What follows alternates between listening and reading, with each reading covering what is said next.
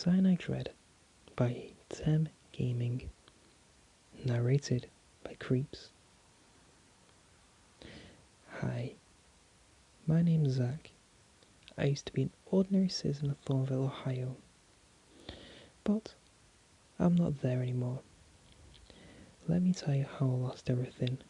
My home, my love, my family, and now my life. All the blame goes to the Cyanide Dread. Anyway, it all began when I was on my way home from work. It was about 15 minutes away when I got home. My wife Sarah was making dinner. "Welcome home, honey," Sarah said. I took off my jacket and put it on the coat rack. Then I replied with, "Hi." I went to my bedroom and got my cigarettes from the drawer, and then went outside to smoke. My wife doesn't let me smoking, but I'm too addicted. About a minute later, Sarah yelled to me saying, "Dinner's ready."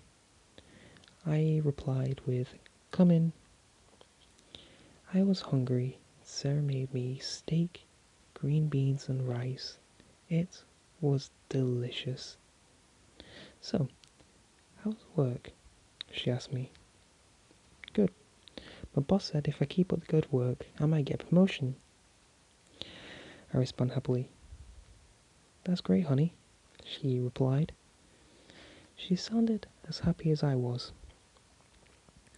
We sat down on the couch to watch a movie after we ate. The movie was a romantic comedy. About 30 minutes into the movie, something unsettling happened. The TV started to go static. We were confused and annoyed. I tried to fix it. Then a warning flashed on the screen for a couple of seconds. All we were able to read was, "Warning. A serial killer has escaped Thornville maximum security prison. Stay indoors and lock all doors and windows." Then, as if nothing happened, it went back to playing the movie. "What the hell happened?" I said.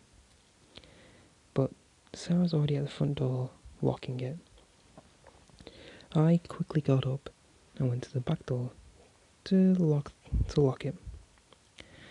Then Sarah and I closed all the windows. We finished the movie. The ending was sad. The main character was killed by a poison that the villain used in his drink. It was getting late, so he went to bed. I looked outside and saw something that kind of weirded me out. A hooded man was standing outside. He was wearing a black coat, black pants, and had a surgeon's mask. I hope that wasn't one of the killers. I lay back down and tried to sleep. I couldn't get out of my mind the vision of him. I finally fell asleep. I had a nightmare. I was at work.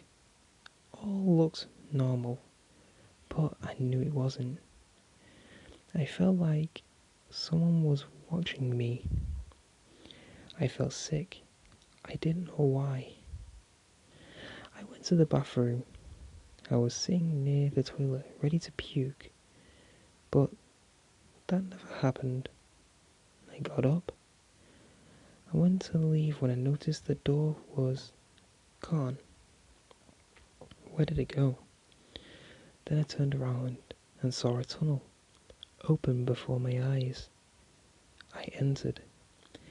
It was dark, wet, and extremely unsettling. But I kept pushing through. It felt like hours of walking through the cave. I finally entered the room. Wait, this is my house. I turned to look at the cave to see it was no longer there. It was now my front door. It was completely silent to the point I thought I went deaf. Then, to break the silence, I heard a noise from upstairs. I started to walk upstairs. when I heard static coming from my room. I entered.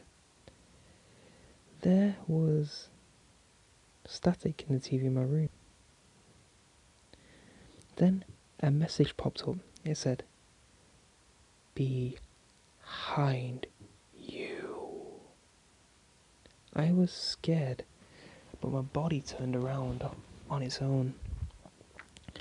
There were 4 people there. One was the guy I saw outside. The second was a shadowy being that twitched and had a look like glitch effect of sort. The third was a kid with green hair. His eyes were instead 2 white empty circles. The last guy was abnormally tall. I couldn't see his face due to his massive height. All I knew that he was wearing a suit and a top hat.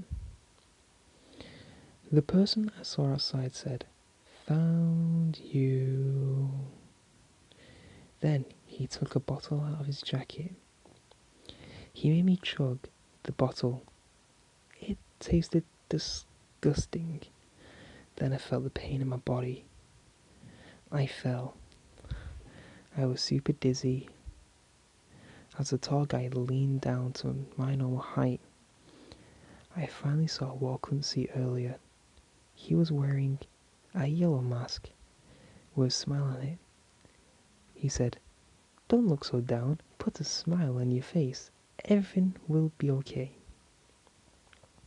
By this time, I was losing consciousness. I woke up in a sweaty state and went to the bathroom to puke. This time, I was able to puke. I puked a lot.